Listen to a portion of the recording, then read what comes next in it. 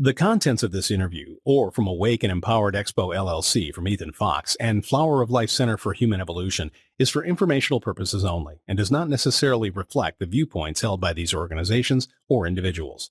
Always consult with your doctor or health professional before making any changes to your diet, lifestyle, or prescription drug use. Please understand that you assume all responsibility and risk for the use or misuse of this information. Hello and welcome to Awake and Empowered Radio. This is Ethann Fox and I'm here with Jeffrey Jackson. Today we'll be speaking with Joe Martino.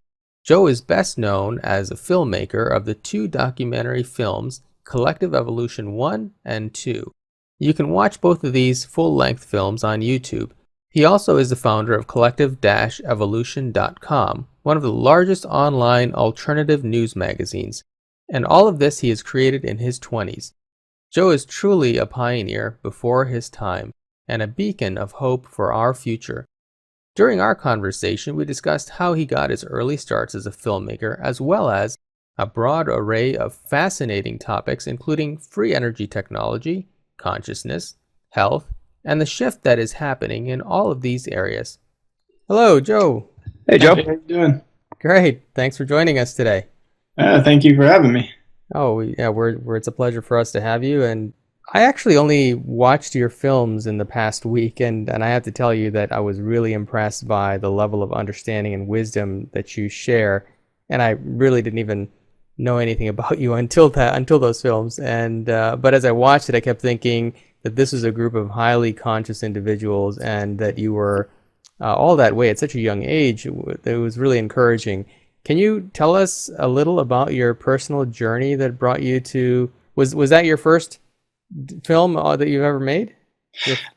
Technically, no, it wasn't the first film I ever made, but it was definitely the first, documentary and first of that kind. I guess my personal journey, kind of the relevant points, I guess, growing up, always just kind of having that feeling, like probably most of us that are interested in this type of content, that, something's not quite right with the world, or, there's got to be something more to what we're seeing here. And, I'm not sure quite what that feeling is, but I'm looking to explore it. And based on that feeling, I kind of just went through life, trying a lot of different things, getting into a lot of different types of information. And, I was always had a fascination with the cosmos and even paranormal stuff, all that kind of stuff. And I got to a point, I guess what you could say is kind of the trigger point, because growing up, I had a really, really tough time with school in the sense of I did never really wanted to be there. And so I kind of developed a bit of a pretty strong judgment towards school and what it was and what it did. And it was quite clear that it was there for a specific purpose, and that purpose wasn't just to educate people so they'd be smarter. And so I kind of saw that, and coming out of high school, going into college, I basically went through 4 different programs because I kept dropping out and then starting again and dropping out and starting again, because I was living under this idea that, I needed to have it, and so I kind of followed through that process over and over again of coming and going, and eventually it just made me really depressed. I got to a point where I was just so unhappy with everything that was playing out in my life, and although I was a pretty jolly guy, and when I hang out with people, I was very easygoing, all that sort of stuff. Deep down, I just wasn't happy with what I was doing, and I developed, some pretty intense anxiety as a result of the idea that my life would be going to school and then getting a job and kind of going from there. And I couldn't even make it through school. How am I going to make it through, 40 years of a career type thing? So then one day I started to really, I'm trying to remember exactly how it started, but I started to get into some conspiracy type stuff. Hearing a little bit about 9/11, hearing about, fluoride in the water, those were kind of the early things that just got you to start realizing there was something about the world that wasn't right. And the more I explored it, the more it led me to a bit of a spiritual path. I grew up Catholic, coming from an Italian family, and it was one of those things that by the time I got into high school, I had already started to question it a lot, because a lot of it didn't really make sense. There was a lot of going back and forth, this, how is this so contradictive type thing. So I started to fall away from the religion and the practice and all that sort of stuff, and kind of just was exploring. And through, I guess, I met a man by the name of Franco De Nicola, who was featured in our films, and that kind of was like, he confirmed a lot of things for me when we first had our conversation. Just so many feelings and so many things that I had like questioned and thought about my entire life. I was finally talking to somebody who actually understood it and who really was giving me a lot in terms of clarity on why things were that way, or feeling that way, or this, that, whatever. So it was kind of like a big confirmation point in my life to can really continue on the journey. And over the next few years, I kind of just continued that journey, and Collective Evolution was born at that point, and it kind of just became, this thing where your life is kind of really just about you going on your own journey and sharing it with others, sharing what you find with others, connecting with a lot of other people, and see kind of became the platform that it is through just continuing to be and grow and expand, and in turn everything else with Collective Evolution kind of expanded that way. And the films, when they came to be, it was the kind of thing where it was like we talked about it. It was like, it'd be nice to make a documentary type thing, and so we said, all right, cool, so I started writing the script for it, and next thing you know, the whole thing was kind of written pretty quickly, and it was like, all right, this thing's becoming a reality, and then it was just putting together all the hours of editing, and by that time the second idea for the second film was already there. So I wrote that one and just kept going, and so I think it was a couple documentaries in a matter of like 8 or 9 months or something like that. So it was an intense time, but it was fun. It was a good time. Yeah, I have to say that I was really thoroughly impressed by the level of wisdom you guys shared in both films, and that it was so well put together, especially the second film. It just was, and I've seen lots of documentary films and so on, and nowadays I don't have as much time to watch films, but of a lot of the things I've seen out there, just the way that the message was crafted, and your understanding, it's clear you have a deep understanding into the things you were talking about, was really, really impressive. I think it's a great contribution to the world that you've created. And I'm curious, so your family is Catholic. Has your family come to understand and relate to your vantage point and the way that you see things, the work that you've done? Do they recognize that, or do you still feel a little out of place? Well, I'd say that luckily, I kind of, well, I don't want to say luckily, but just so happens I grew up with my mom. My mom was she's just regular Canadian, I guess. She's been a couple generations here, so while they are religious, she's much less. She kind of always had this understanding a little bit within her about, I guess, what you could say metaphysical stuff, but kind of kept it bottled up a lot. Didn't really talk about it much. My dad, he was the second youngest of a large Italian family, so by the time he came out and was getting into everything, they were already moved here to Canada, so their traditions weren't quite as strong as the elder siblings, who were very engulfed in the religion. But so he was religious, and my mom, she also supported it for the reasons that they felt it was the right thing to do in raising children and this, that, whatever. So I went to Catholic schools, all this sort of stuff, and so it wasn't a really, I would say, intense religious upbringing, but it definitely, like, I did all my sacraments. I went to church here and there, and being in Catholic schools and going through all that, you're really fed with a lot of it, right? And at home, the biggest thing that I would really ever get was, if you don't do that, or if you do this wrong, or whatever it might be, then God's going to see that, and He's going to be upset with you, and this, that, whatever. So I didn't get a lot of stuff. It was just kind of that one saying that they would use to kind of just control your behavior sometimes. And I guess so when I started to really venture away from it, it wasn't like a huge thing right away. It started to get a little bit more once I started to not want to partake in certain things anymore. And, when the prayers would happen at Christmas and stuff, I would decline, doing it, meaning I wouldn't lead the prayer, anything like that. And then that kind of just, you get some questions going on around the family. Why, what's going on? And, I've received a question from uncles and aunts, like, what made you, move away from the religion and this, that, whatever. And, I always give my just humble opinion, my 2 cents, this, that, whatever. It's never something that I fight with them on anything or anything like that. But I would say that when I first was starting Collective Evolution, it was the kind of thing where because I had left school again, and I was now kind of I was working full time in IT. They were okay with the fact so long as I was working. So I got Collective Evolution going, and then after 6 months, I decided, like, I saved up a bunch of money, and I decided I was going to go on a Canadian tour of just traveling around with a friend and taking Collective Evolution on the road and going with that. And as a result, that would mean I'd have to quit my job.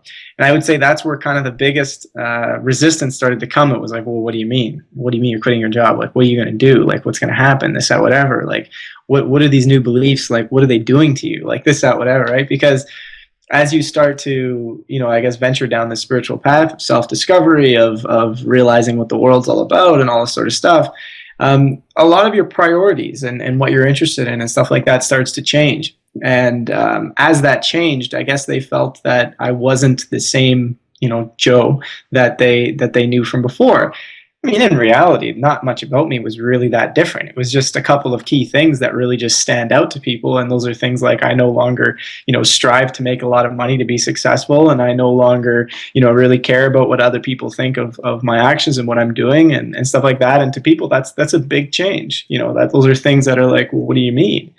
So I would say that at the beginning there was a little bit of resistance. There was a lot of, you can't do this forever. Stop, don't keep doing this. Like, you still need to have a job. You still need to work. You still need to blah, blah, blah. And so 4 years later now, I can say that over the years, there has definitely been shifts that have gone on within my family and also a little bit, I guess, into my extended family with regards to what I share and stuff like that. So yeah, people are starting to see, hey, you know what, there is a bit of truth to this. And you know what, he's living a pretty happy, peaceful life. And that's great. Like, maybe I should start thinking about some of these things. And I'd say some of the biggest transformations came in the form of just the way they would treat their health and their diet and that sort of stuff.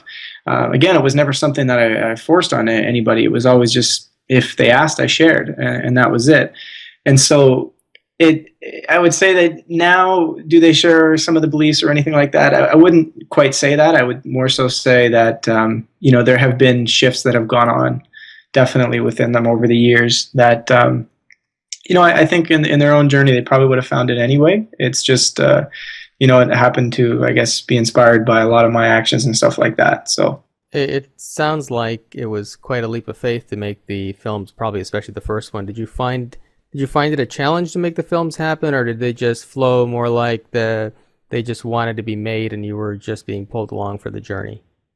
I would definitely probably say it's the second one there. At the beginning, we had no budget going into it. We had no documentary experience going into it. And I'll be honest, like, it was kind of like, it became my project very quickly. It was the type of thing where it was like, we all kind of talked about the idea, but I guess the passion just wasn't quite as strong for the documentary aspect of things from other people. So I kind of just took on the projects myself and really, attacked them. And then we utilized each other's, I guess, skills and this, that, whatever in different areas as it went on.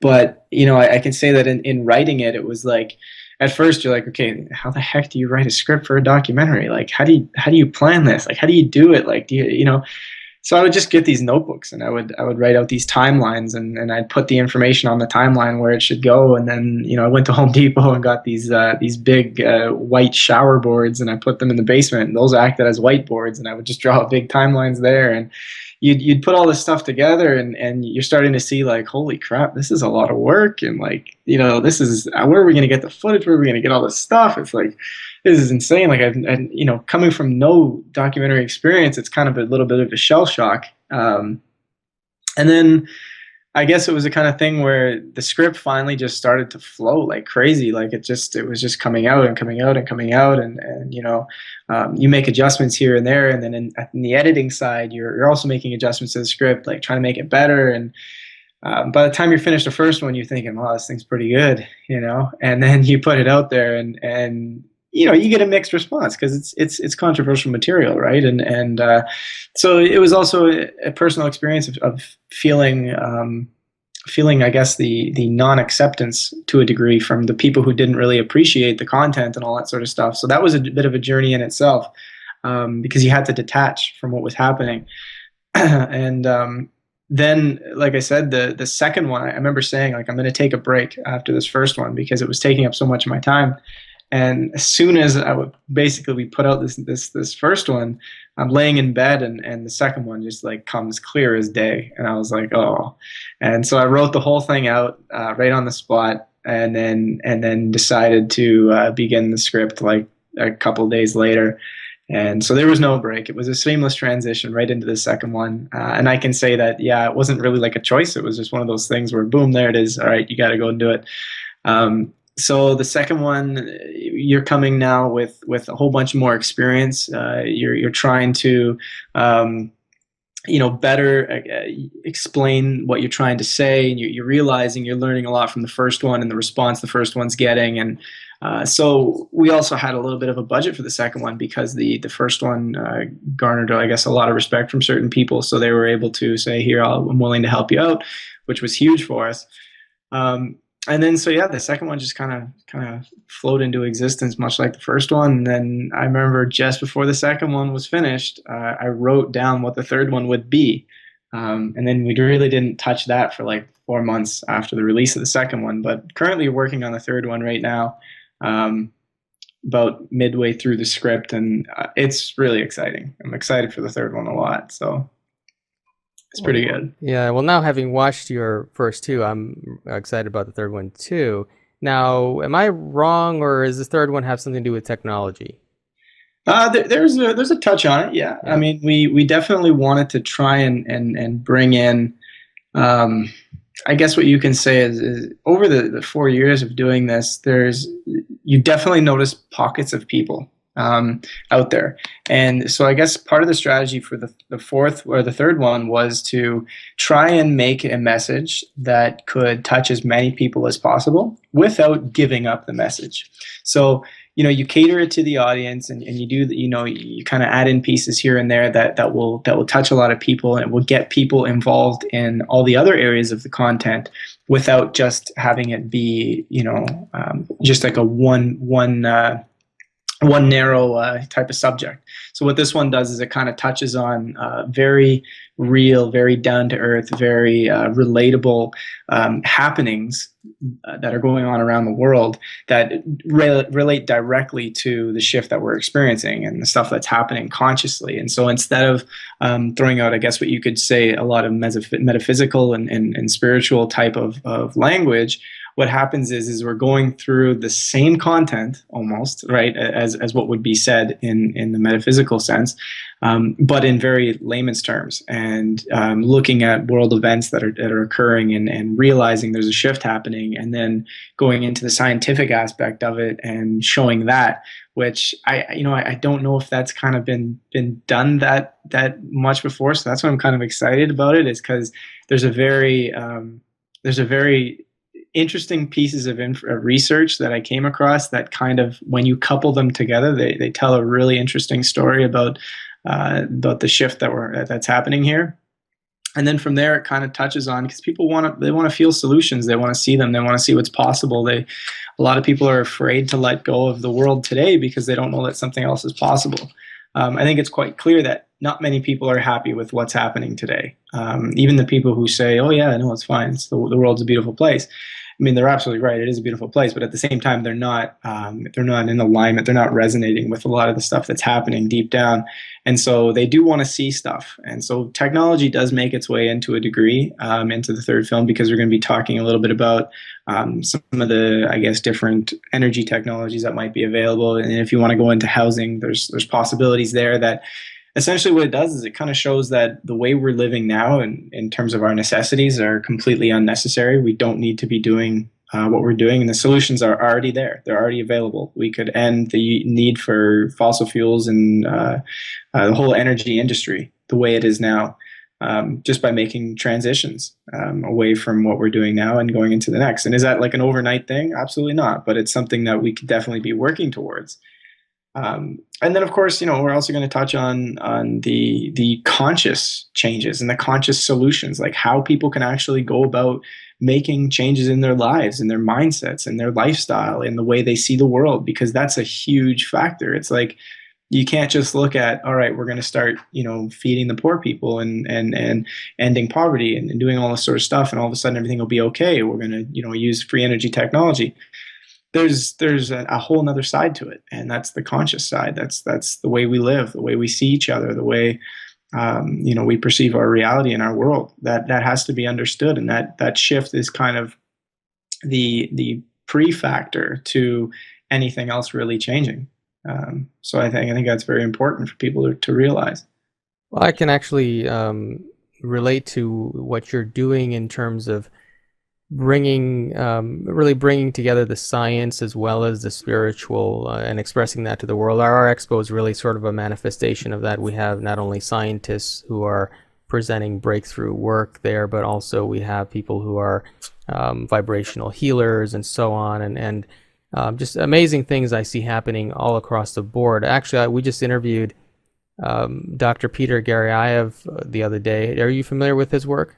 No, that's the first time I'm hearing the name. Okay, well, his interview is on our website. It's something that you would enjoy listening to. I will tell you, though, ahead of time, whenever I call Russia, the audio quality is horrible, and it's the audio is terrible. But if you can get through that, the information is absolutely amazing. He's working in a field called linguistic wave genetics, and it's an entirely new understanding of genetics that explains all the holes in the conventional genetic theory that don't explain why human beings are human beings and so on.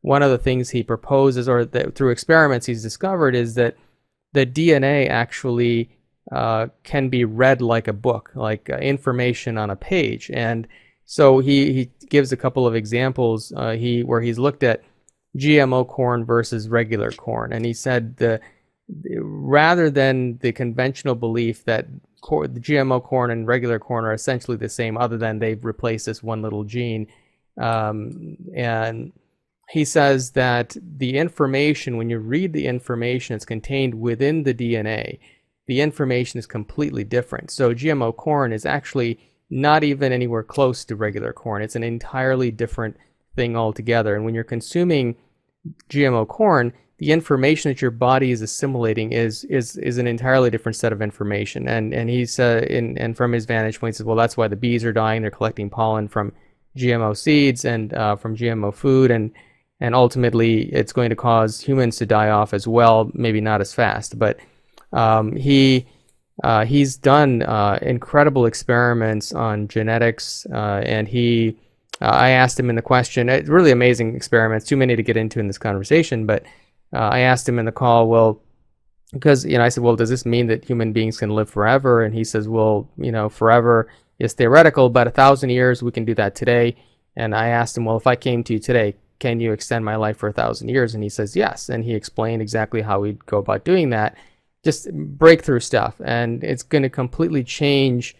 I've believed for a long time that within my lifetime, we would be able to extend our lives indefinitely. And I'm starting to see the real science behind that coming to the world. And he's one of the people who's working in that field. So I see these things happening in science. And even I know that you're going to hopefully participate in our live Tesla demonstration in the next few months sometime as well, So I'm really seeing the solid evidence for the move forward in consciousness in the world manifesting in our material reality, and we're really trying to bring those real things out to the world as well, so people can have something to hold on to. Yep. In one of your documentary films, I don't remember which one, you talk about how people and animals didn't always eat meat or eat at all for that matter. Now, I've been slowly inching toward eating less and less for a few years. I sun gaze sometimes a couple hours a day, and I've always felt that in this life, eventually I would reach a point where I wouldn't eat, and I'm getting close to that possibility.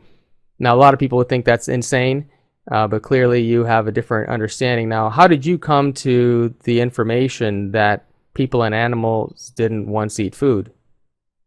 Well, I mean, it's kind of a little bit like what you were discussing with being able to extend our lifetimes for 1,000 years. If you look at these physicalities, I mean, they're kind of initially designed. I mean, they're amazing things. Realistically, they were designed to last about that long. 1,000, 1,500 years. I mean, they potentially could go even longer.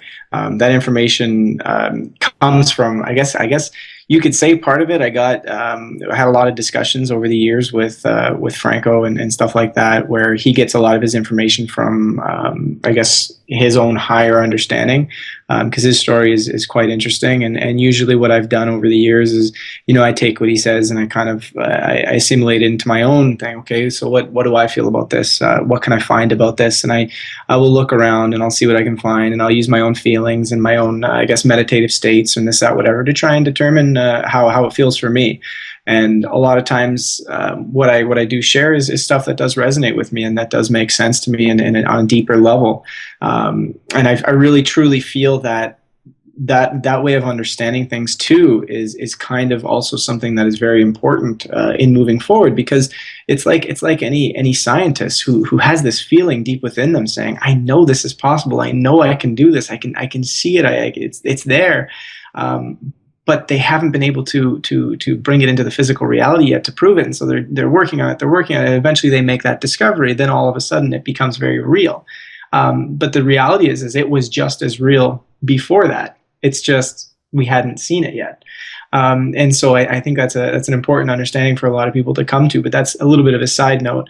When it comes to animals and to humans and this, that, whatever, if you look at the human body, there are certain aspects to the physicality that don't quite add up to being something that would be, I guess, specifically designed to consume meat. Now, can we digest meat? Can we consume it? Do all those things? Absolutely. I mean, there's a lot of people who can live long, healthy lives while consuming meat.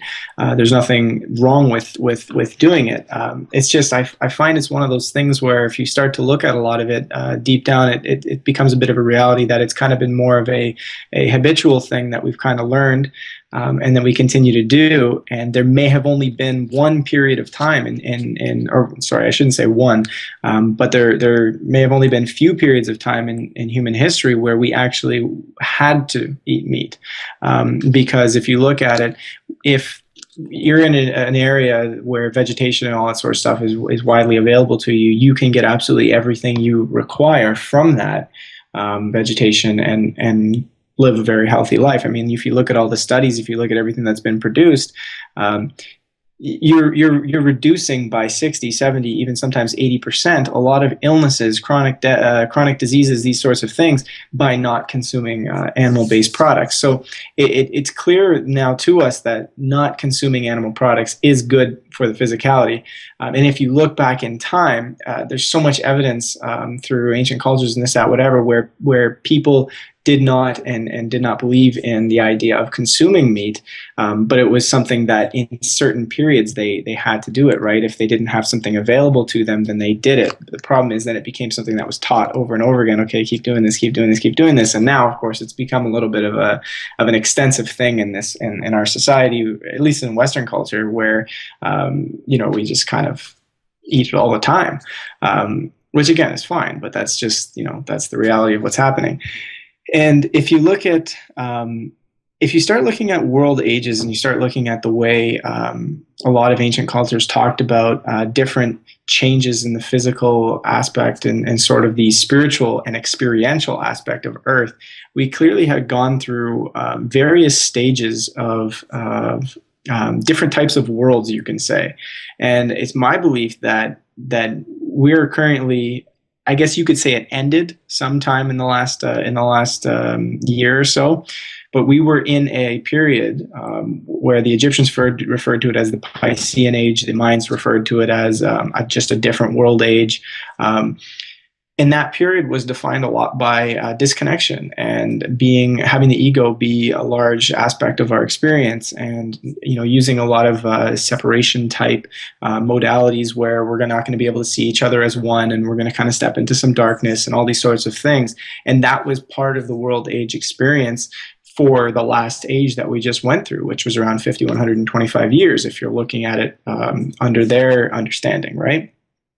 When you come into to what we're going into now, there's about 6 cultures, ancient cultures in the world, who have these beliefs that we are moving into / have moved into the beginning of an age or an era where peace and oneness and harmony, I guess you can say, is going to start to be the reality of what we have here on Earth, what our experience, right?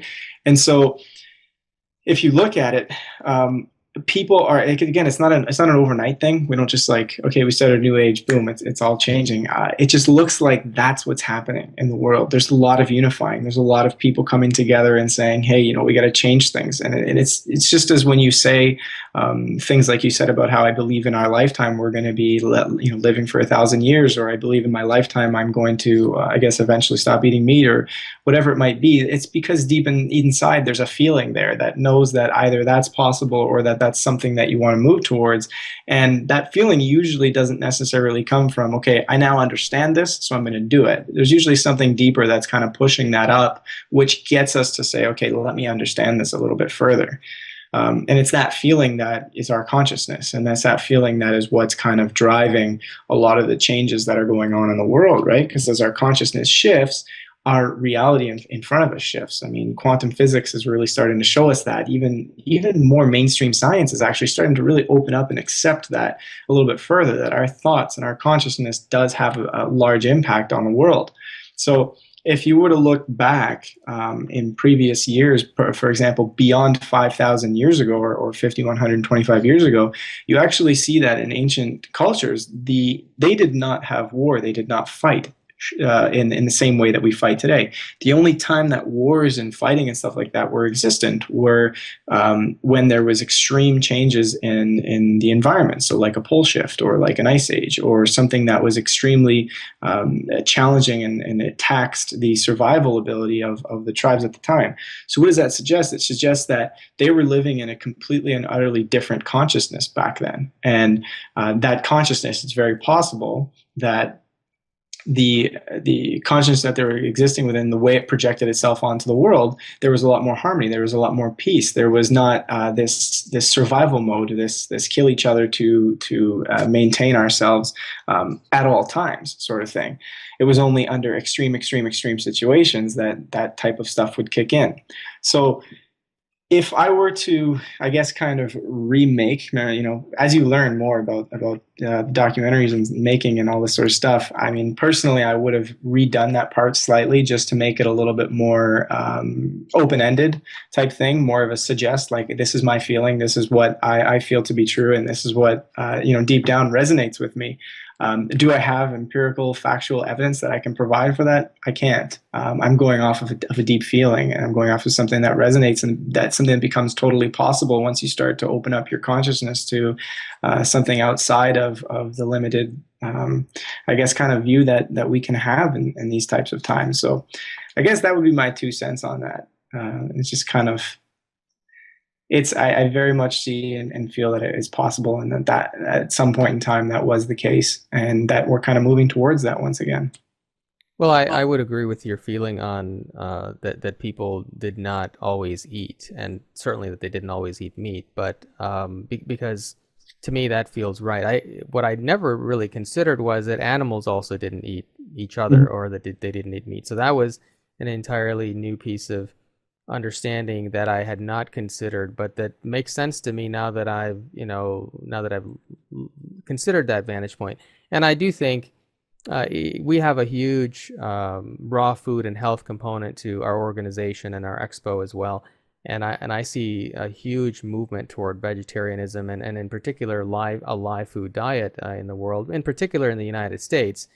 And so I think that there is, and what I've observed is people who come into our organization who are not eating a lot of live food, but then they start doing that over time, there is an awakening of consciousness that comes just simply from eating a more live food diet and not eating meat. There's a certain density that meat seems to have that takes away from consciousness, and eating a more vegetarian live food diet seems to have the reverse effect.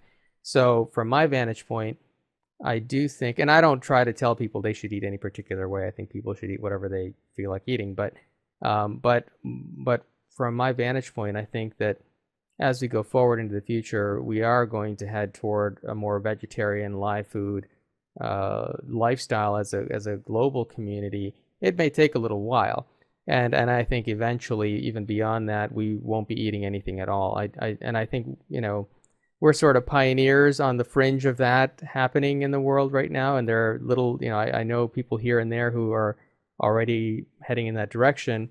But I would tend to agree with you that that's where the world is heading, although most people would find that really hard to wrap their head around at this point. To me, it makes perfect sense. I was going over your bio a while back, Joe, and I saw you were a big baseball fan, and wanted to start off the conversation by saying you can take the rest of the season off because we are about 30 miles outside of Detroit, and I think they got it this year. So no problem. I'm just kidding.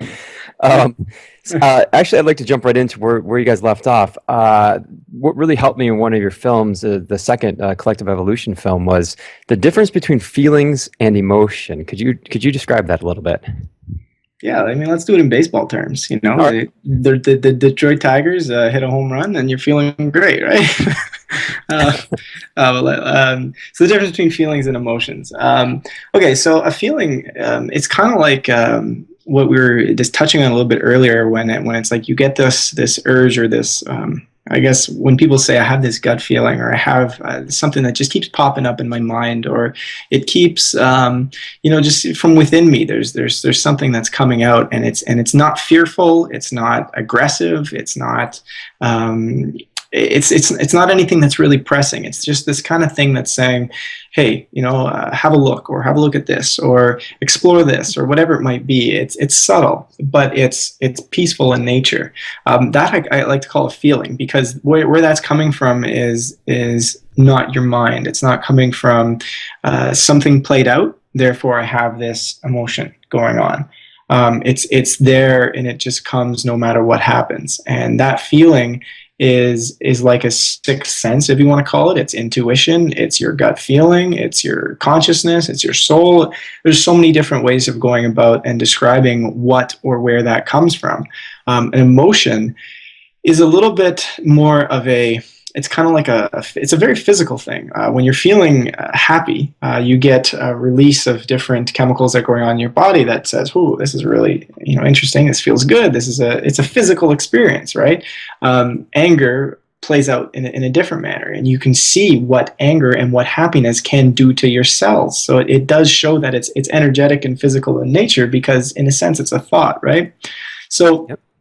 Emotions, I would say, usually come as a result of some, you could say, belief system being triggered that plays out a certain response. And the reason why I say belief system is because, for example, I could do something to you and you won't react at all, whereas you could do that exact same thing to me and I can be angry.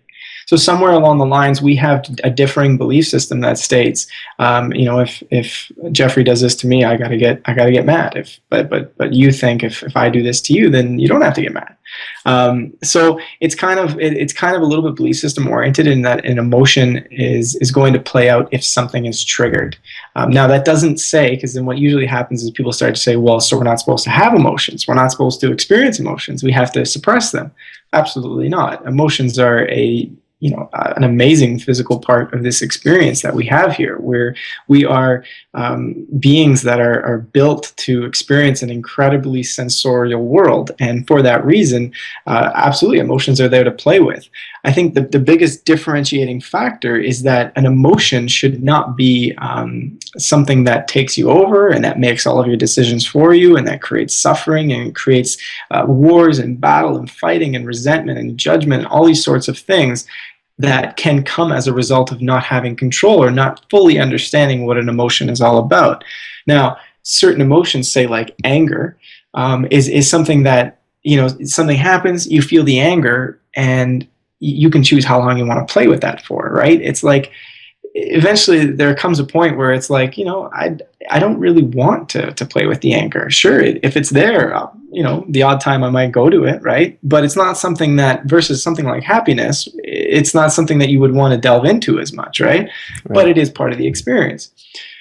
So I'd say that like the biggest difference between the two, just to sum it up, is essentially one is very much what people could call like an intuition, a gut feeling, something that comes from within that is more peaceful in nature, that can guide you down different paths or into a certain decision or what it might be. Whereas an emotion is kind of a little bit more belief system oriented. It usually comes from something, and it's there to experience. But I truly believe that there is a level of control and a level of understanding that we need to have about our emotions, so that it doesn't become something that we need to make decisions off of, and we need to have run our lives and create, I guess, the suffering that can come as a result. Yeah, I think that's so important. Great explanation. In listening to you talk to Ethann at the beginning about your background, much like Ethann, very similar. I grew up an Italian family and Catholic, and then right around college, I had that, I guess you'd say, that crash and the awakening, and I started to go from my feelings as opposed to my emotions, and it led me to some amazing experiences that really shaped who I am today. And that's, I think that's really an important thing.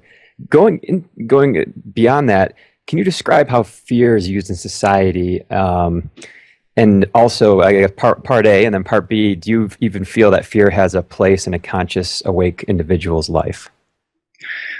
Well, fear is one of those things that, I mean, at the end of the day, you can relate so many different actions, emotions, or this, that, whatever, anything it might be. If you keep following the string back, it kind of leads to what you could call fear. I find fear is just one of those things where it's like, it's not, I wouldn't say it's something that is natural. And I hate using the word natural only because it can be seen in so many different ways. Like, what is natural? If we define our reality, how could you say is natural? You know what I'm saying? So yeah, I don't want to put too much stake on the word natural, but the idea of fear doesn't seem like it's something that's just innate within us.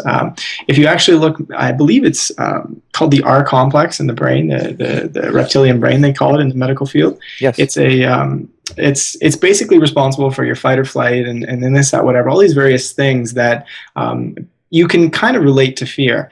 Now, it's my belief that the reptilian brain can be there used as a tool, meaning, something happens and all of a sudden your safety or whatever you want to call it is under threat. It allows you to act very quickly and instinctually to move out of the way or to defend yourself, whatever it might be.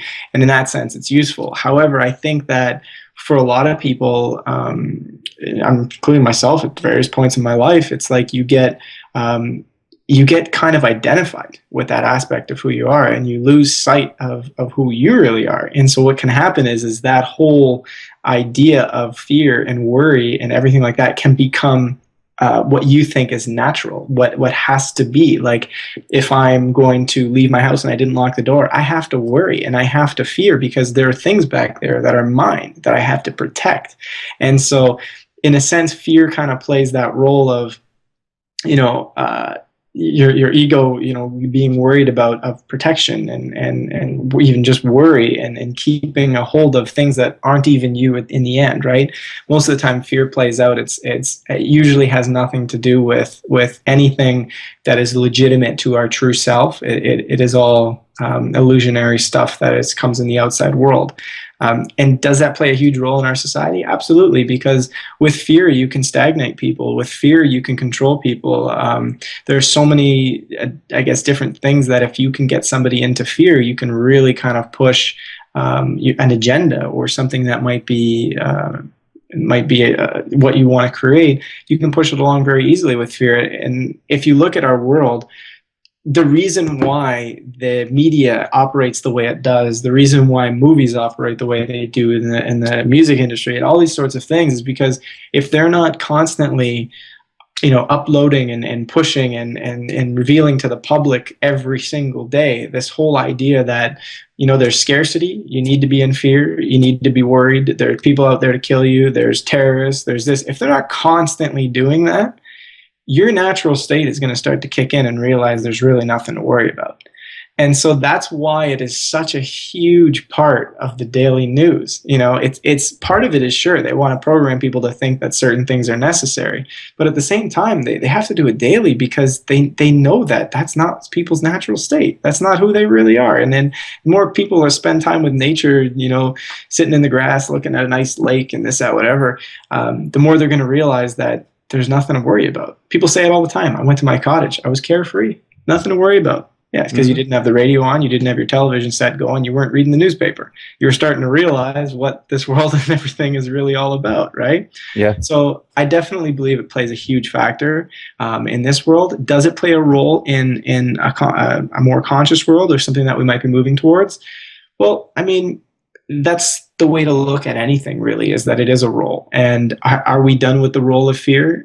I mean, that's tough to say. I obviously couldn't make that decision for all of humanity, nor myself. It's something that deep down inside our souls, our collective energy, our collective consciousness is stating, we still kind of got to play with this thing until we realize that, all right, we've played enough with this and the role of it is done, and we may not need to have it as a cornerstone of our experience here because we've learned from it. We've able to move beyond it.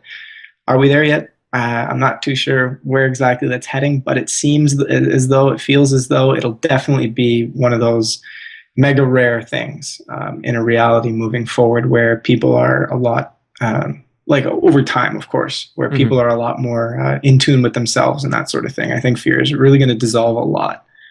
Yeah, that's a great breakdown. Thank you. Another question I had when you were talking, I thought of when it came to the mainstream media, there seems to be a push now during this shift, if you will, or awakening, that there's a push for a merging of a man and machine, kind of the Ray Kurzweil camp. Do you have thoughts on that? Sorry, I'm not too sure what you're referring to. So you say man and machine? So the thought is, everyone always, when the cell phone was introduced, everyone used cell phones. So the next step may be to go try to download the consciousness into a machine, or download people's brain into a machine by 2050, or I think the date was, or something out like that, or perhaps maybe put a chip in someone so they don't need to hold a phone anymore. They can just say, call so-and-so, and it calls them. I see a lot of stuff, and this is more of the very tech world, but there's going to be a much closer relationship with human beings and computers and machines moving forward. That's the theory that they're throwing out there. Okay, yeah. So it's interesting because I find the technology field and the conscious field can sometimes have an interesting. They can butt heads sometimes, and it's. I guess you could say, it's my opinion, that there seems to be a little bit of like two ways of thinking here. It's like, we came on the earth to naturally exist within the environment, and so we should be living as natural as possible, right? So no houses, just kind of make your houses out of whatever and kind of just live in the environment and feed off the land and this, that, whatever, which a lot of that stuff is absolutely amazing. And then there's kind of this other thought where it's like, we got to technology as much as we possibly can to make life more efficient and I guess automated and everything like that. And those are kind of the two streams. Really, I think is a balance between the two of those is what resonates with me the most. And my reason for that is we were put here, or we came here, or we created this world and these bodies so that we can play in a sense where we could use our creativity to kind of create whatever we choose. And it's the type of thing where if you look at some of the technology that's being created, it's absolutely amazing stuff. The creativity that comes out of people is absolutely amazing, and there's so many different possibilities available to improve quality of life, or improve automation, or improve things that can let us focus on things that really matter in life, that type of stuff, which, not to say that anything really matters, but you know what I'm saying. And so the way I look at it is we are going to continue to create technologies, but we're going to create them harmoniously, and we're going to create them based on necessity and not so much just all right, we need 7,000 different types of MP3 players, so there's going to be a whole bunch of different companies Yeah. to create MP3 players. It's more so, all right, we need, sure, make a couple of kinds and that's it. Maybe just one, whatever it might be. And same with things like if you're looking at the way we're going to do housing, the way we're going to do energy, the way we're going to do things. I see it more of something that's going to be ever expanding and always changing. And there's never going to be, this is the one way of doing it. I mean, some areas of the world might do it one way, other areas might do it another way. But no matter who's doing what and what they're doing, it's going to be harmonious with the planet. So we're not going to be using materials. We're not going to be using emissions and all these sorts of things that are going to destroy our environment and all these sorts of things. At the same time, you're not going to have technology and the waves and the frequencies interfering with the human body. They could be making phones and stuff like that that are operating on completely different frequencies that will not interfere with the human body at all. But they don't do that because they like the idea that it could interfere with the human body. It could be carcinogenic and create cancer. It could, keep people in a certain frequency range. All these things are kind of thought about when at the very, very, very top, they decide to use certain frequencies and they decide to use certain modalities to create their technology. So I truly believe that we're kind of headed towards a world where we can exist with technology, but in a very harmonious sense and not something that is going to take away or disconnect from each other. I mean, you can look at Facebook as a disconnection tool. It's Big Brother. It's something that nobody likes to be face to face anymore, and and everybody's watched. Well, I would say that's what happened as a result of humanity's consciousness in using Facebook. That's not Facebook's fault. It's humanity's consciousness. We decided that, okay, it's more fun to sit behind a computer and not even talk to each other and all these sorts of things, versus, going out there and meeting people. Facebook didn't come in and do that to everybody. It was the way people decided to use that tool, right? Everything is just a tool. And so it comes down to how we decide to use the tool. And I think with a greater conscious understanding and a greater expansion and understanding of each other, we're going to be able to utilize technology in a way that I guess you could say makes a lot more sense and is a lot more harmonious with ourselves and the entire planet, because you have to look at everything holistically, right? Right. Yeah. The reason I asked that question is I didn't even know the answer. I have similar feelings that you have, but I guess we'll know when we get there. Absolutely. I've always heard Ethann talk about it's the consciousness of the planet. Once that changes, then our consciousness of our leaders will change, and how we use that technology, just like you mentioned, and how the technology is manufactured, perhaps with more of a harmonious thought in mind instead of the Wi-Fi frequencies the way they are currently. So I think that's a great answer. Thank you. Yeah, and yeah, that's exactly what I feel too. It's just going to keep going in that manner. To relate to what you're saying about that it's possible to use technology in a more harmonious way to the human body, I don't know if we told you much about the demonstration we're planning in a few months, or within the next few months. We're planning on transmitting energy from the southern part of the country to us here in Michigan and essentially light up a whole room. And the type of energy that's used is a type of energy that's completely harmonious to the body, and in fact it actually produces a more beneficial healing effect on the body, and it's used in that manner by a lot of people already. And at the same time, it can be used to power electrical devices. It can be used to generate free energy, which is the next step in this process. So we'll probably do a free energy demonstration. And the other thing too is you can use this same kind of understanding and energy to transmit wireless frequencies. So you could just as easily convert microwave frequencies that are currently being used for cellular transmission and use an alternative means that would actually enhance the human health. But like you said, it's not something that the establishment currently wants to do because there's no advantage to them to doing it, and it would cause more of an empowerment for people. It would improve everyone's health, and that would really destabilize the current system. I'm curious though, have you personally come across any advanced technologies, whether it be free energy or otherwise, that may have been suppressed by the establishment over the years? Is there anything that you're aware of? Yeah, I mean, there's definitely, I guess, one thing that I kind of liked to follow quite a bit, only because of I don't know, just I found it to be so cool, was the idea of water-powered cars. And it's not that I think that that's the end all be all or anything like that. I think it's still an ancient technology if we're being realistic.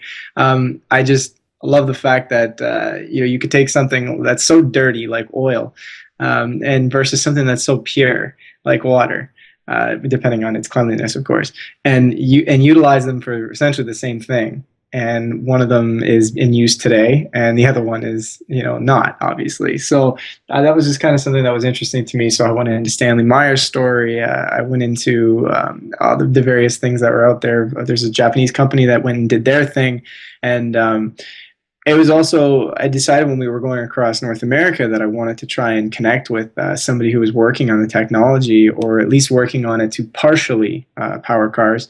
And so we met up with a guy, and he ended up telling some interesting stories of, because there's a bunch of them that kind of been working on it. And there's this one guy who he had experience within Area 51 earlier on in his life, and so he got to work there a little bit, and then he left. And what he's created in the form of technologies and stuff like that is just crazy. Like there's some really interesting stuff. I mean, I didn't get to see it firsthand, but the guy I was speaking to did, and of course, I have no reason to believe that he was lying or saying anything that wasn't true, but I can't prove that. So, but I will share what he did say. I mean, there's obviously powering a car off of water is completely possible. I actually know of somebody who's driving around the streets of Toronto right now with a water-powered car. There is a technology that I think became a lot more famous through was a Thrive lately, which is using the toroid structure and basically pulling energy from the ethos and the ether, and basically trying to harness it and utilize that to power things. And when we were sitting there with this guy, he pulls out this ring, and it was made of certain types of metal. I don't remember exactly which types of metal, but it kind of looked like a greenish donut almost, except it wasn't like round everywhere. It was kind of a little bit different shape. And he had said that he was working with this other guy, and they wrapped another type of metal. It's like it's a mixture of silver and a couple other things, and he wrapped that around. They wrap it around a certain amount of times. There's a number that ends up fitting on the type of donut that they have, and so you wrap it around all the way through, and it creates the ability for it to pull basically the energy in. And they were testing it out on a home to try and power the home, and they ended up pulling in so much energy that they couldn't control it. And one of the biggest problems was that it was really messing with the air conditioner unit that was on the house. For some reason, I guess the way the technology, the energy responds and interacts with the air conditioning unit, it was just causing a whole bunch of issues. But they were able to pull energy. They were able to get it. They just couldn't contain it, control it, or limit it. So obviously, there's areas of improvement there. But is the technology available? Is it possible? Absolutely, it's there. I mean, again, this is coming from me speaking with this guy who was firsthand doing it. So I can't say for certain, but that was kind of one of the coolest things that I had heard recently. He also shared some very interesting stories from the Area 51 guy who talked about some of the things that were possible. And I don't remember a lot of details, but just hearing some of the stuff that's out there, it's insane what they've known about for years. Like we're talking decades, and we're still using oil today. So I would say that's kind of my experience with it so far. Yeah, I actually knew a guy from Area 51 a while back too, and he had some really fascinating stories to share. His work on captured alien spacecraft and the propulsion systems and so on. We're going back quite a few years into my history, but you just made me think of that. But I can tell you from that another one of our presenters at our expo is Dr. Shipov, and he has developed free energy devices, and he has working models of them, and that's one of the things he's going to be talking about.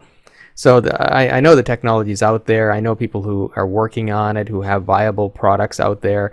It's just they're all encountering obstacles from the established government or the corporations out there that are preventing them from bringing this research out to the world, which is, but I think unavoidably, like Jeffrey commented earlier, I think the key is the awakening of consciousness, because the consciousness it really determines the soil on which everything's planted. So if the consciousness continues to grow on the planet, then that soil will be ready for these sorts of things. And I think that's why we're seeing a lot of these things, a lot of these ideas coming to the surface of our society.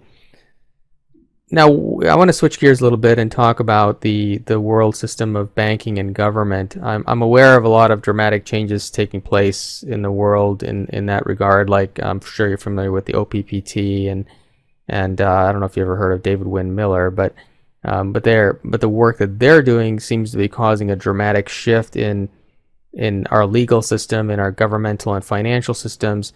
Are you aware of these or any other things that are taking place that are leading us toward a better system or a better future in that area? Yeah, I've heard of the OPPT, who I believe is now the IUV now, or something like that.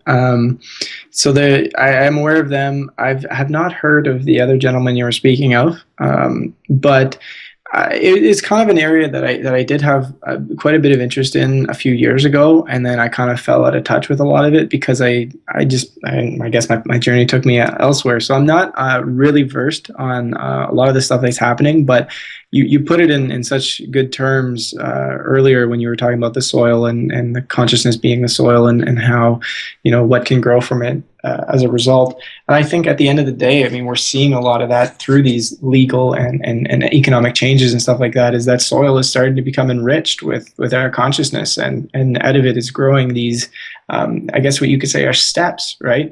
There's a bridge that's being built between the world we have today and the world that I guess we're moving towards, or that we're all trying to co-create here. And I really believe that things are going to continue to happen in that fashion. And whether it's like, even for example, if we start utilizing some of the tactics of the OPPT or the IUV, and start generating our bank accounts that have money and stuff like that, because we're able to go and claim our own value and stuff like that. I feel that that's just another step, and that'll be a step that we utilize for as long as we need to, until we move on to the next thing. And it's a type of thing where at the end of the day, it's all based on the consciousness. So long as we can go into these steps and go into these solutions with the ability to say, hey, this is a temporary system or a temporary move. This isn't something that needs to be stuck or it's the answer. Then I think things will just keep flowing along naturally. I think that's something that sometimes I feel is easy to get stuck on for a lot of us when we're looking for solutions. We can say, okay, so we have one system, so design me a new system. And so people start saying, okay, well, we got to figure out the next answer, and what is it going to look like, and what's it going to be. And again, we're going against kind of our nature. We're creatures of the moment. We are here to experience things momentarily and going with the flow of what happens and this, that, whatever. Now, absolutely, we need certain levels of structure and certain levels of organization to utilize our resources and utilize our talents and everything like that properly, so we can communicate with one another. I absolutely agree, all that is necessary. But it doesn't have to be rigid, and it doesn't have to be the end-all be-all. If we're going to continue to create and expand, no matter what we're doing, we need to be open, and so we don't just create another system and then kind of get stuck in it, because a lot of new things. I mean, look at I always forget what it's called, but they do this. They talk about this technological advancements that have happened, and when you look at the graph, it's chugging along, and then all of a sudden it shoots straight up, and that kind of represents the time we've been in the past. Whether it's like a couple decades or whatever it might be, I'm not 100% sure, but I've seen the visual quite a few times, and it just shows how all of a sudden humanity kind of hit this point where it just exploded with technological and advancements and stuff like that. And so to think that if that type of pattern were to continue, you would really want to have a system, or you'd want to have a way of being that allows for a lot of it to come out and be available, and for things to not be rigid, to so as to say that, well, you know what, this can't be there because we just built this one. So how are we gonna, even though this one's better, we still got to use this one for a little bit, don't we? So we kind of have to, I guess, take that mentality. Do you have a vision of what the ideal system would be, if you could see that, whether well, for example, if we no longer have money as we know of it today, there's obviously going to be some means of energy exchange between people. Do you have a vision for what you see that? Well, I mean, I'll be honest in saying that I don't know exactly whether there is a necessity of an energy exchange in the sense of a particular item or a particular piece of, or I guess modality of bartering or trading. The way I kind of look at it is, if you look at most of industry today, a lot of it's not really necessary. We kind of touched on that earlier with we don't really need to be creating 10 different types of computers and 10 different types of this and that and like 40,000 different types of forks and stuff.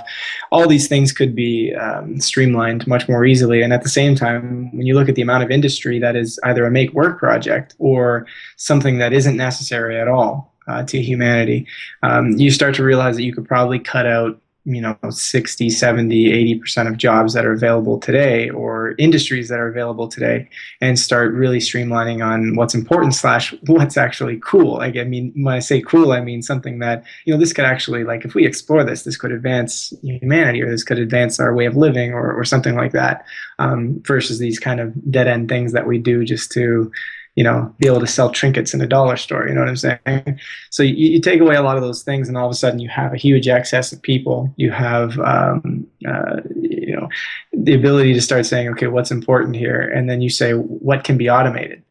And once you start to think about what can be automated, you're starting to see that what's left over, get diminished even further. So now you start to create automation for everything. And next thing you know, you have a huge excess of people, a lot of jobs automated, and a few things left here and there, like creating gardens and growing food, and maybe whatever else might need to be available. Like, I mean, it's difficult to say once you restructure everything what exactly needs to happen. But again, it's one of those things, you go with the flow of it, you go with the moment, and you see what's needed. But as you're going through that, and as you're exploring that, you're starting to realize that we could share jobs if need to be, and it's not going to be something where you need to work for something, because at the end of the day, we're all working for each other. We're all working to all have our needs met and everything like that. And if you have all your needs met and you don't require money for it, people then sometimes believe that people will find a video game and just sit in their house and play a video game their entire lives, or they'll sit and watch television their entire lives. I truly don't believe that to be true. I think that's very much a factor of the system, that how much time people spend doing those types of things. It's a factor of their inability to want to do certain things. Like, you talk to a kid who plays video games a lot, and I've talked to quite a few kids who do that, and I always ask them, why do you do this so much? And they're like, well, I'm not interested in anything else. I'm not interested in school. I don't want to put my time into that. But if you gave them the ability to be able to do a lot of different things, they would put down that controller in a second and go do it, right? So as you move towards a more free society, a more free world, in the sense of freedom, not essentially just everything is free, but as you move towards that, you start to realize that people are going to be guided, and they're going to want to explore their talents, their interests, what they are truly passionate about. And as they do that, they're going to be contributing to society in some way, shape, or form. Look at YouTube. YouTube, essentially, if you take out the minimal amounts of advertising that you can get for posting up a video, it is a perfect example of a global system where people are taking time out of their day to share information, to share a talent, to share a recipe, to share whatever it is with the rest of the world, and they don't get paid for it. So there is an innate feeling of people wanting to offer something to society and help each other out and share what they know and share what they found. And I think when you couple all this together, and when you push it into something that you're going to figure out all the ins and outs as you're exploring it, you're going to start to see that a means for exchange is not going to be necessary, because stuff's going to be there, and you're not going to be living under this survivalist mentality or this wasteful mentality. You're going to be living under a consciousness that understands that there needs to be harmony with me, you, the world, the animal kingdom, everything that is. And so there's not going to be like, I need a new television set every day, or I need a new laptop every day. That's not going to happen, right? Again, these are beliefs that come out of a system of today, and stating that this consciousness could not exist in that system. And I totally agree. This consciousness couldn't exist in that system, and that's why the consciousness is shifting, and that's why the system is also going to collapse, because it'll be ready for a new one.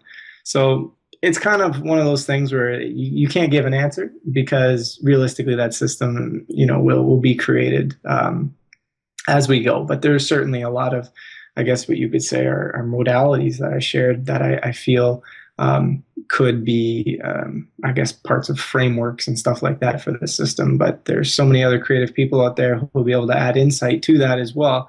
And that's what it's going to be in creating a new system. There's a lot of people coming together and saying, all right, let's do this, Yeah, I would tend to agree with your viewpoint on that. And I've been an astrologer and numerologist for about 20 years now. And from my vantage point, we're heading toward a freer, more conscious society in the next 20 to 30 years.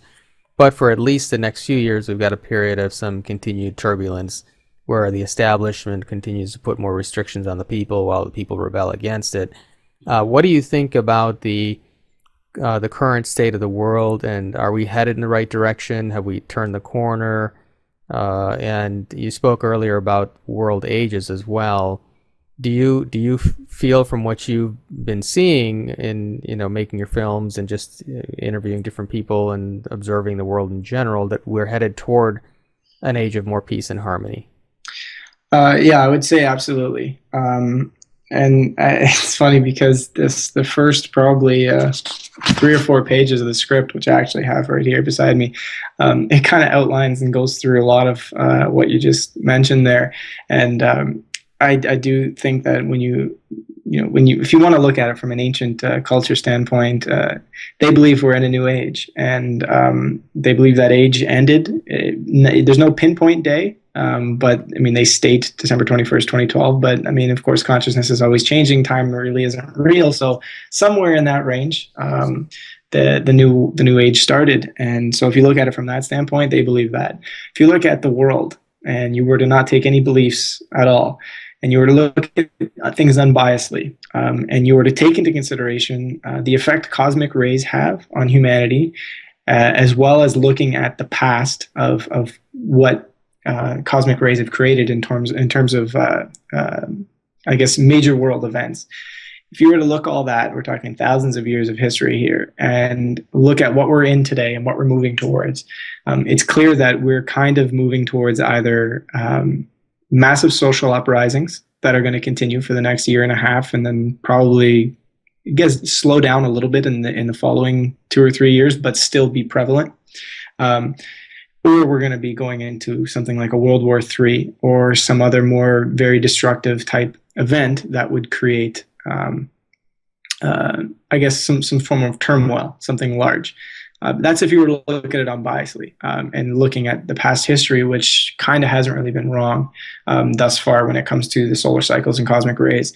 So you kind of put those together and you look at it, and I would say that if I go by my feeling now, and I go by what I've seen in making this documentary and the people I've come across, and looking at the world and Egypt, Turkey, and all these different places that are doing what they're doing, I definitely feel we've what could be called, like you said, turned the corner, and started moving into this this conscious shift, this new world age, whatever you want to call it, that is going to inevitably pull power away from the system and move it into empowering humanity and creating a new world. And I think it's evident. I mean, Obama can go and give a speech about something, and there's a lot less of the world, a lot less percentage of the world now who will believe what he's saying than say 5 years ago or 3 years ago.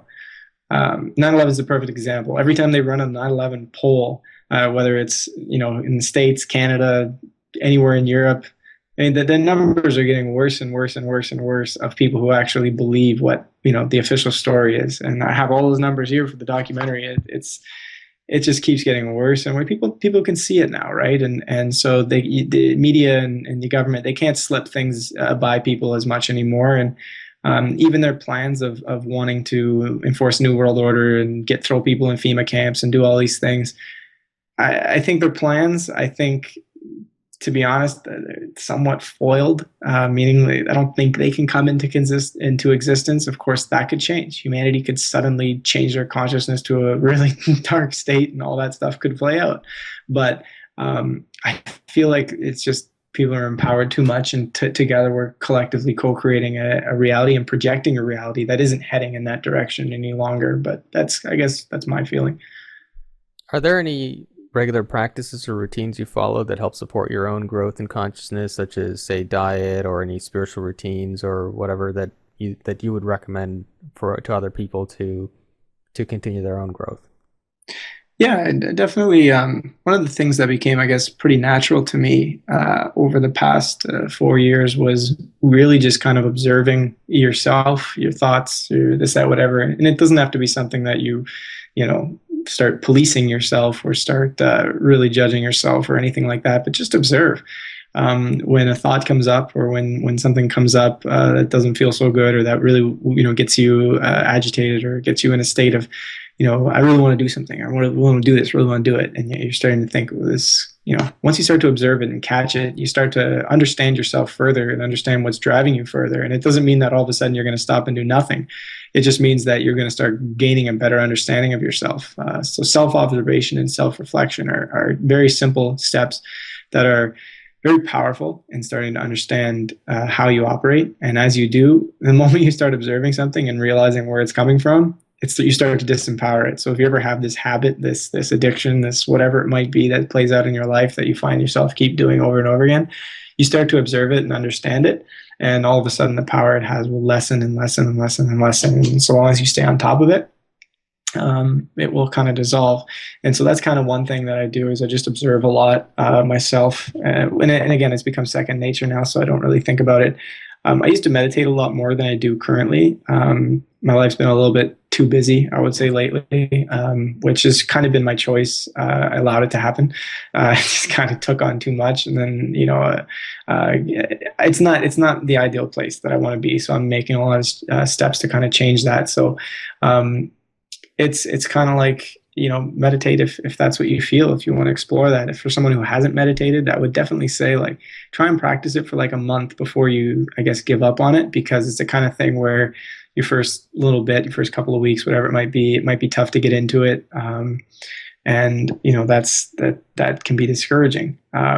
One thing that I started to do when I was first starting to, I guess, make my life less busy, so to speak, in the past 6 months, is I started to set 1 hour of me every day. So I plan 1 hour, and no matter what is going on, I have to stop for that hour, and I put down all my electronics, everything, and I just focus on me. And that's it. And so that could be a walk with myself in nature. That could be reflecting on myself. Could be meditating. It could be, whatever it might be. And I think that's a good way to kickstart things. So if that's something that you want to try, you can go ahead and do that. In terms of diet, you were talking before about how, it's the kind of thing where I always find it interesting that the more people, I guess, become conscious themselves, or become conscious of what's going on in the world, it almost seems like it's a natural happening that slowly but surely they start to move away from certain foods. And sometimes it happens in stages. Sometimes it happens all at once. There's a whole bunch of different ways I've seen it go. And so I can say that, yeah, right now I'm primarily vegan. I do have, from time to time, like something that will have milk in it. But that's just because sometimes you don't have the options.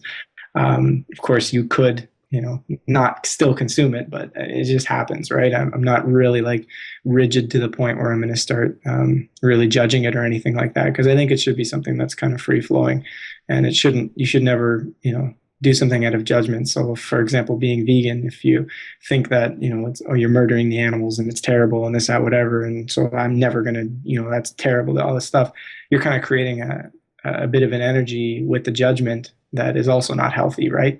So you could recognize that, yeah, it's not harmonious, and that it's not something you want to support, and you kind of just let it be, and you choose not to do it. But it doesn't have to be really angry. or judgmental.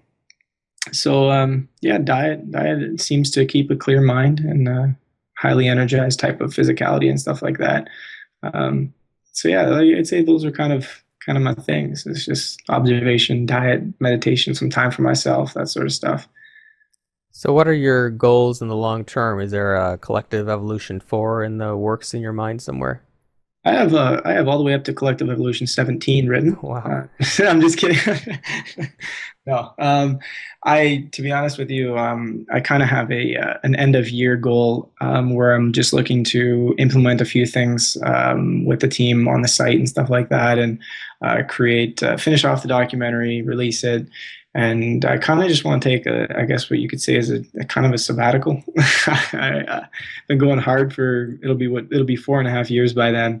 And I just want to kind of chill and I guess choose my projects from a more calmer, more relaxed state, and kind of just travel around a little bit. Of course, that's my plan right now. That come December, all of a sudden something could be very clear that I have to do, and of course, if that's my sole desire, I'm going to go for it, right? So, yeah, it's just documentary implementation of some stuff. I'm looking at a lot of sustainable communities and hoping to not only support them, but try and get in on building it and stuff like that. And of course, whatever comes along, that's kind of the plan right now. It's about a 5-month plan. That's about as far as I want to look ahead right now. So where can people learn more about you and your work, or any websites that you would want them to visit? Yeah, so I guess the main hub for all that would be the website, www.collective-evolution.com. If for some reason you can't find it, just Google Collective Evolution. It'll be the first thing that pops up there. From there, you can get in touch with us by email. You can look at all of our documentaries, which you can find in the sidebar. You can also connect with us on Facebook, Twitter, Google+, all that kind of stuff. There's well over 1,000 articles on there, anything from blogs that are written about our own experiences to various things about different what you can call conspiracies or a lot of conscious material, science and tech, that sort of stuff. So there's a lot of cool information on there on the site for people if they want to check that out. Well, we really enjoyed having you with us today, and thank you for taking so much time to answer all of our questions. If you could leave our listeners with some final words of wisdom that really sums up your message or your vision for the world, do you have anything that you could say? Yeah, I'd say that a lot of it is just be open. Be open and try and take a moment to enjoy the moment. Because I find that in being open and in spending more time in the moment, a lot of inspiration, a lot of creativity, and a lot of what your higher aspect of you, your soul, your intuition, your whatever you want to call it, starts to speak through to you. And as that happens, you start down a journey that's very in touch with where you want to go, and that could be a powerful thing. It could lead you to so many different adventures, journeys, a lot of growth, and in the end, you're adding to a collective of living in the moment and of experiencing what it means to truly be on the planet, which is powerful for everybody. A lot of people ask, how can I help? What can I do? How can I help? I mean, if we don't have anything in particular to help with or at that time, we usually just say, really just work on being and really enjoying that, because that adds a powerful thing to the collective, and it adds a powerful example to a lot of people who then become inspired to do that themselves. So your actions are powerful, and just focus on that. Well, we're looking forward to meeting you in person sometime in the next few months for our energy demonstration, and if not, our expo. So we're very excited to finally make that in-person connection. But thank you again for joining us today, and we'll talk to you real soon. Awesome. Thank you so much. All right.